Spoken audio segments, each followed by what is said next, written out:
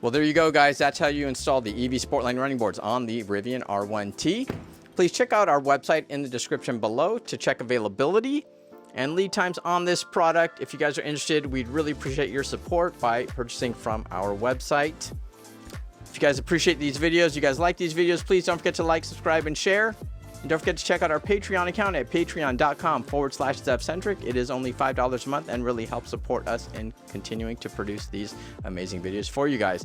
Thanks again for watching. See you on the next one.